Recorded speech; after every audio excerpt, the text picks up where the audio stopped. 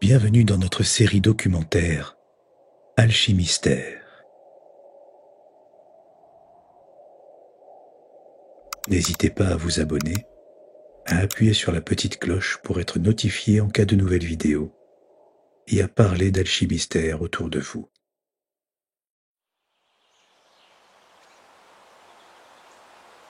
Bienvenue, chers compagnons éclairés. Aujourd'hui, nous pénétrons dans le mystère de Zayin, 7e lettre de l'alphabet hébreu. Nous le savons, en alchimie, le chiffre 7 revêt toujours un caractère particulier et symbolise l'achevé, le parfait. Avec Zayin, nous quittons l'œuvre primordiale des 6 jours de la création et rejoignons le 7e jour du repos, de la contemplation et du souvenir divin. C'est pourquoi nous profiterons de cet épisode pour vous révéler un puissant secret de l'œuvre. Ce secret, voilé et connu des initiés sous le nom de Pardès, est une sorte de panneau indicateur, un symbole qui oriente vers un lieu mythique, paradisiaque, où les mystères les mieux gardés se dévoilent aux initiés. La lettre Zayin symbolise aussi l'épée de la justice. Elle nous invite à séparer le pur de l'impur, à discerner, à trancher pour révéler l'éclat de ce qui est caché.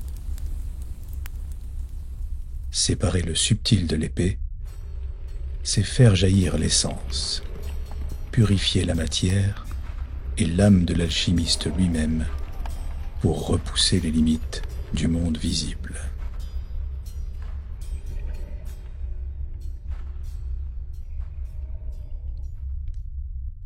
Situé sur le 7e sentier de l'arbre de vie, entre Tiferet, la beauté, et Rochma, la sagesse, Zayin est un rappel que l'homme doit avancer avec mesure et discernement. Elle invite à une teshuva, un retour, pour relier les mondes d'en haut et d'en bas. Dans notre quête, Zayin est à la fois un moyen et un but, un outil et un guide. D'abord, la lame. Affûtée et tranchante, elle fend les illusions et pénètre la matière, à l'instar de l'épée de Roland de Roncevaux plantée dans la roche. Ensuite, la forme de la lame, sinusoïdale, telle une onde flamboyante qui donne son nom à l'épée et devient alors le symbole de l'illumination et du sacré. Les kabbalistes disent que cette lettre Zayin qui succède au Vav est en réalité un Vav couronné d'un Yod, l'incarnation du lien entre le monde terrestre de Vav et la manne céleste qui fait régner l'équilibre et que d'aucuns appellent le juste couronné.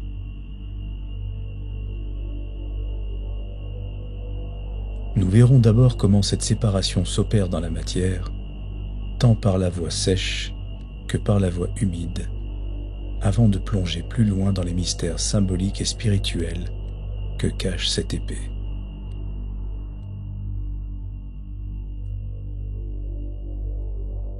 Dans la voie sèche, le principe de séparation du subtil et de l'épée se manifeste dans l'apparition de la tête morte, ou caput mortuum. Ce résidu sombre et dense, souvent associé à la tête de corbeau, est le témoin visible de la purification. Ce qui était impur est rejeté, laissant place à l'essence lumineuse du métal ou de la matière en général. Eugène Cancelier, le maître de Savigny, nous disait « Le vitriol ordinaire, c'est-à-dire le sulfate de fer ou coupe rose du commerce, ne doit pas être confondu avec le vitriol des philosophes, voire même que Basile Valentin en eût fourni le procédé très simple de fabrication qui consiste sans plus à calciner 2 parties égales de soufre et de fer en limaille et à mettre le sulfure obtenu en digestion au sein de l'eau de pluie.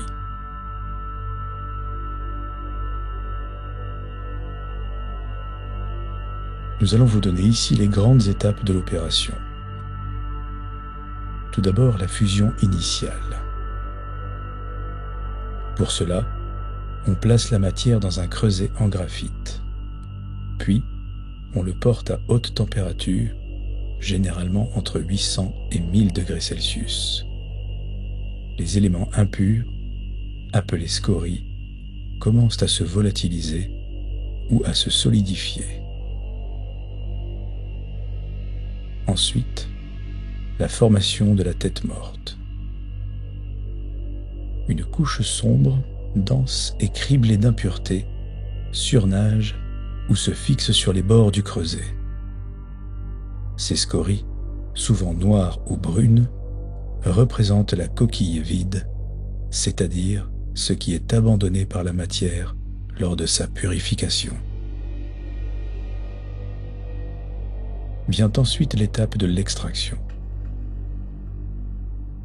Après refroidissement, nous pouvons récupérer ces scories. Si elles sont souvent rejetées comme déchets, elles renferment pourtant bien des éléments intéressants. Elles peuvent notamment être broyées, lavées ou même recalcinées pour en extraire les traces résiduelles de métaux nobles.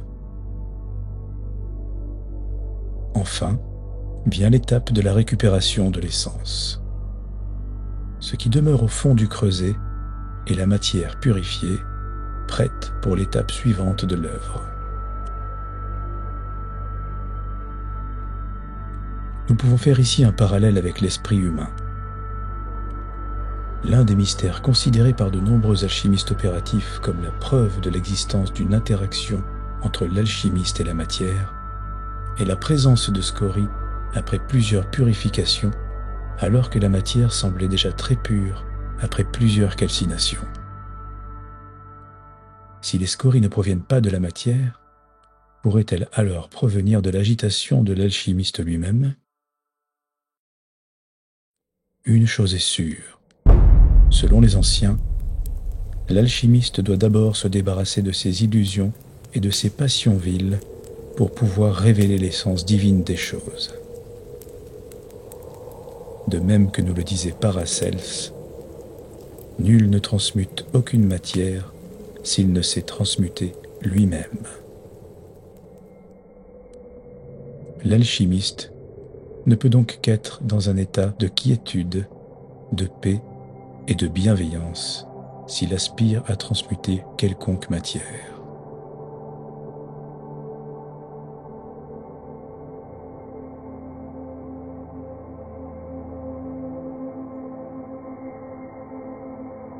Abordons à présent la rectification dans la voie humide.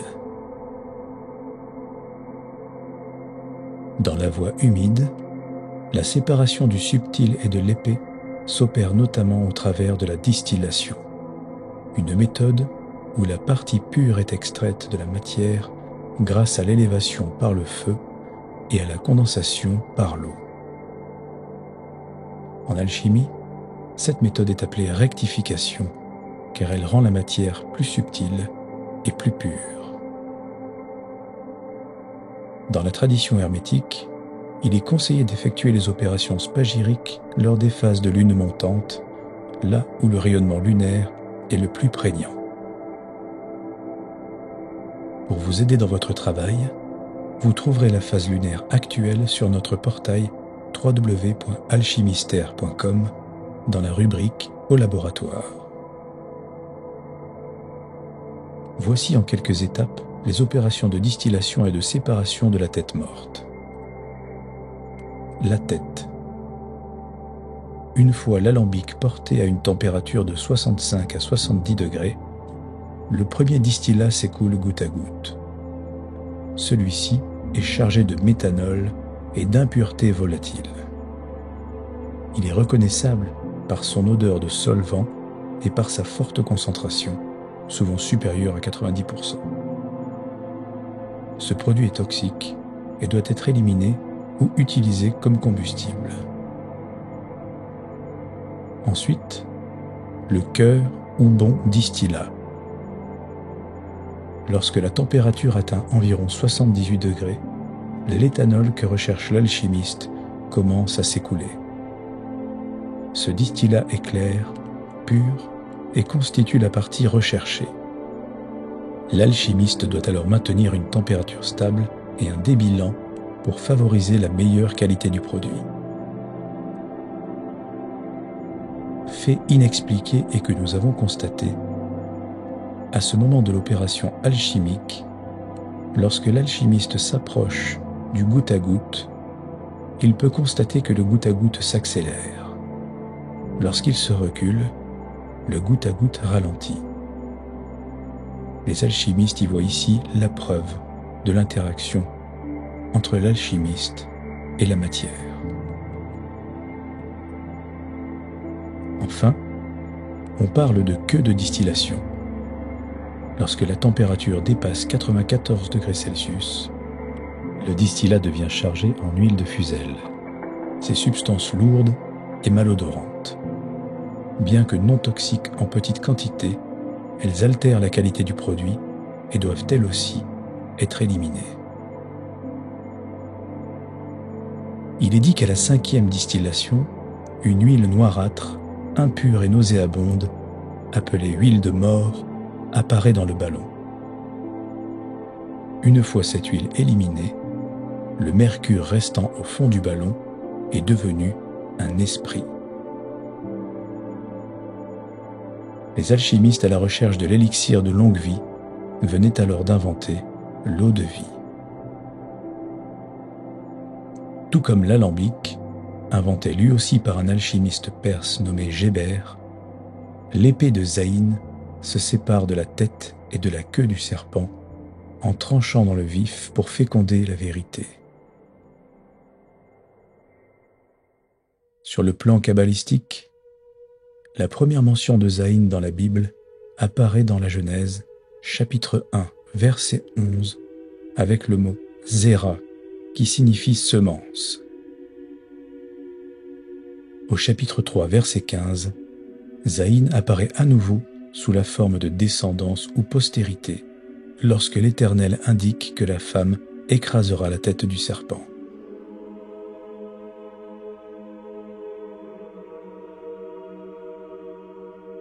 En alchimie, l'archange Michael, ou Saint Michel, sépare aussi le pur de l'impur lors de sa victoire sur le dragon assimilé à Lucifer.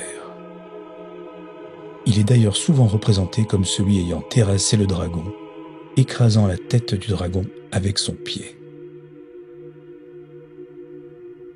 La légende du Saint Graal prétend que ce calice miraculeux était issu du lapis exilis, une pierre d'émeraude étincelante qui surmontait la couronne que portait Lucifer et qu'il perdit lors de sa bataille avec Saint Michel.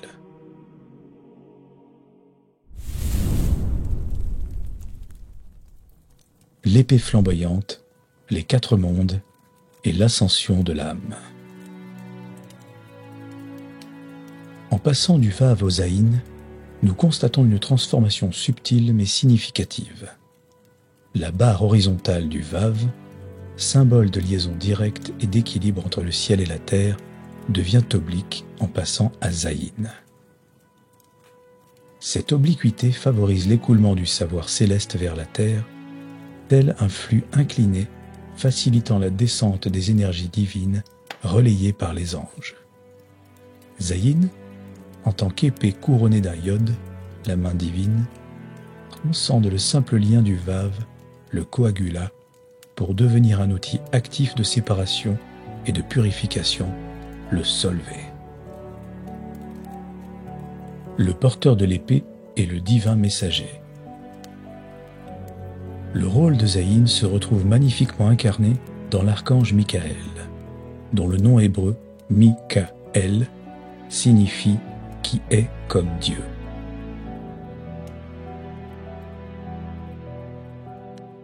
Dans la tradition kabbalistique, Michael est celui qui brandit l'épée flamboyante et terrasse le dragon assimilé à Lucifer, l'ange déchu. Il est équipé d'une épée ondulée et parfois d'une lance et d'un bouclier, des symboles puissants dans la littérature alchimique.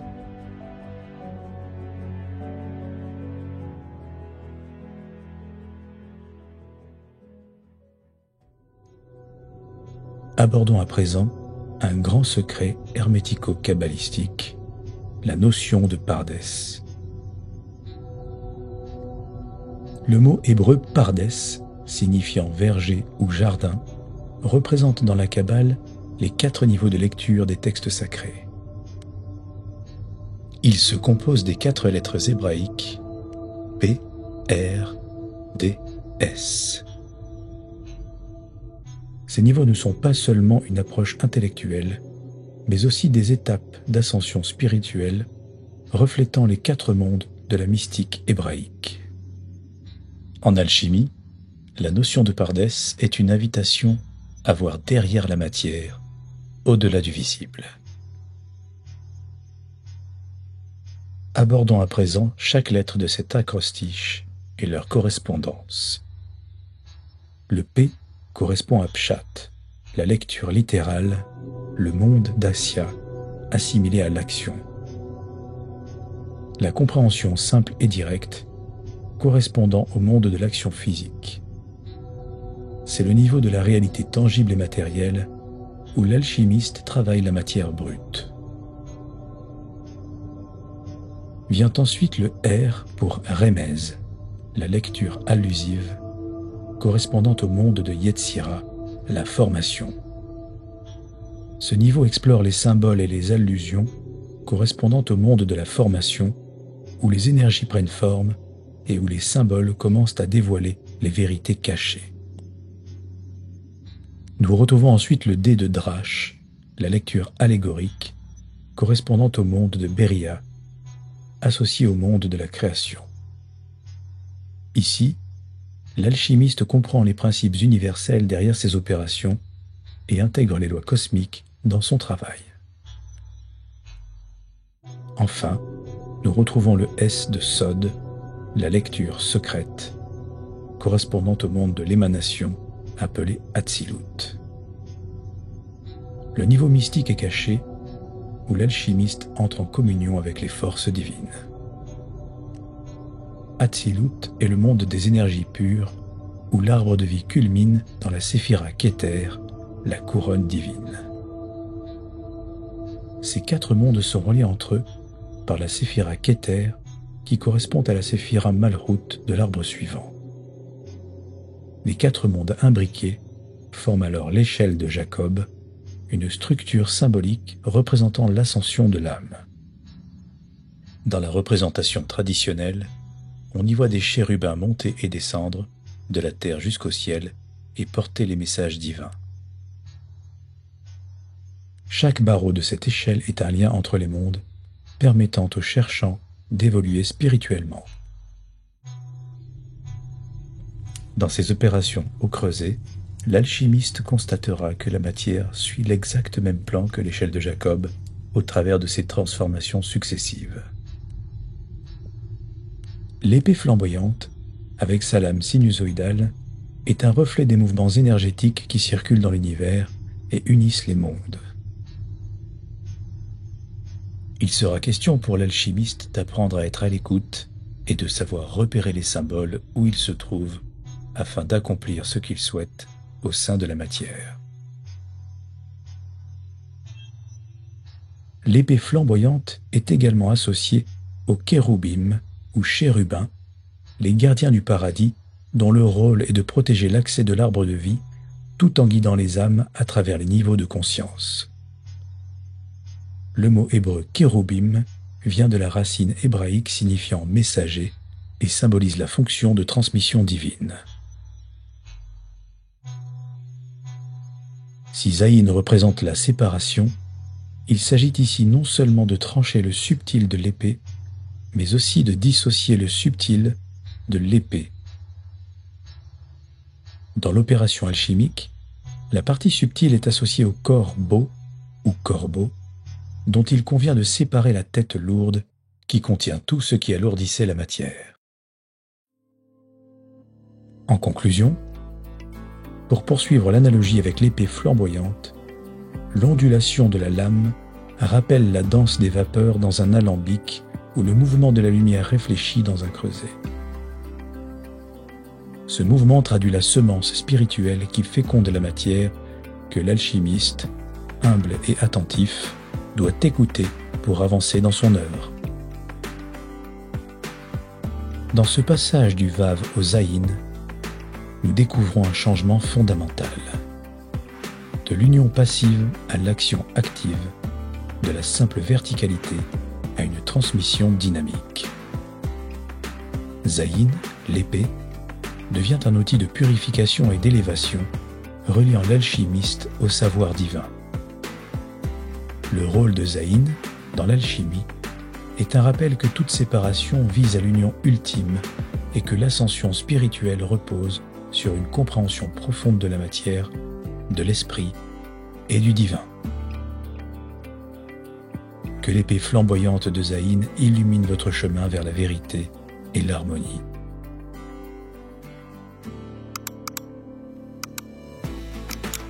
En attendant, chérissons la vie, soyons justes envers nous-mêmes et envers le monde, de sorte que le monde soit juste envers nous-mêmes. Bon chemin à tous.